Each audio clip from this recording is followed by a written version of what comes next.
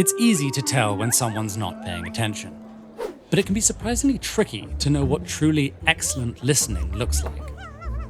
Behavioral scientists have found that good listening is one of the most important things we can do to improve our relationships, develop our worldview, and potentially even change people's minds.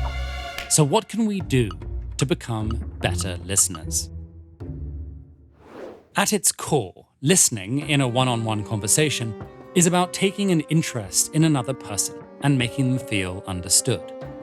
There's no universally agreed upon definition of high-quality listening, but some recurring features include attentiveness, conveying understanding, and showing a positive intention towards the speaker.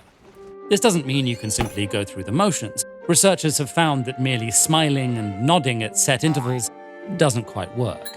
However, there is something slightly performative about listening in that it's important to show you're doing it. So in addition to actively attending to a speaker's words, good listeners also use questions and body language that indicate their understanding and their desire to understand. This might feel awkward at first, and what's most effective might depend on your relationship with the speaker. But with time and practice, you can internalize these basic behaviors. So let's say a good friend wants to tell you about an issue they're having with their partner. Before even starting your conversation, remove any distractions in the environment. Turn off the TV, take off your headphones, and put your phone away. Far away.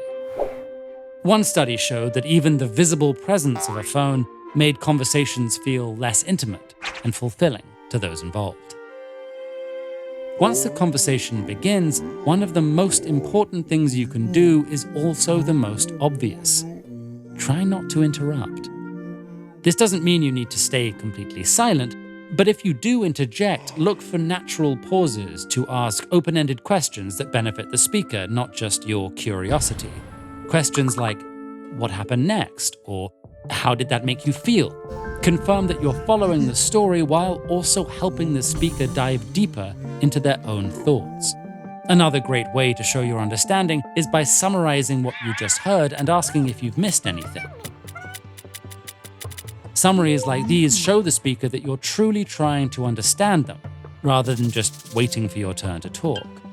Speaking of which, while a good conversation requires back and forth, planning out your response while a speaker is talking is a common way to miss what's being said. So try to stay present, and if you lose focus, don't be shy about asking the speaker to repeat what you missed. This might feel embarrassing, but asking for clarification actually shows that you're committed to understanding. Finally, don't be afraid of silence.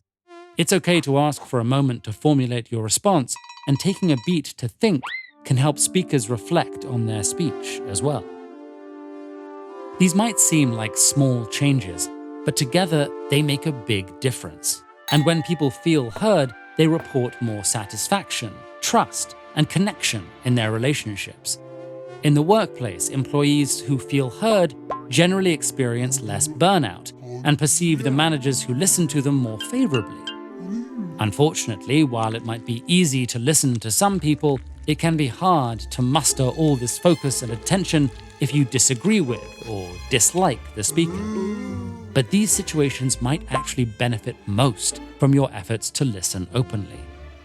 The theory of psychological reactance suggests that trying to force someone to change their mind makes them more likely to defend their point of view.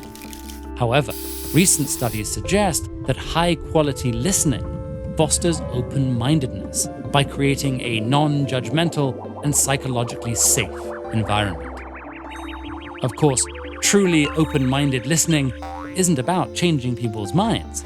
Good listening is not the same as agreeing, and conversations don't have to end with a happy resolution. But even during a disagreement, sometimes being heard is enough to start a deeper conversation. So what happens if you can't connect to someone? Or worse, what happens if they reject you? Learn what makes rejection such a uniquely painful experience and how to work through it with this video. Or get more actionable science-based advice on how to build character at ed.ted.com/buildcharacter.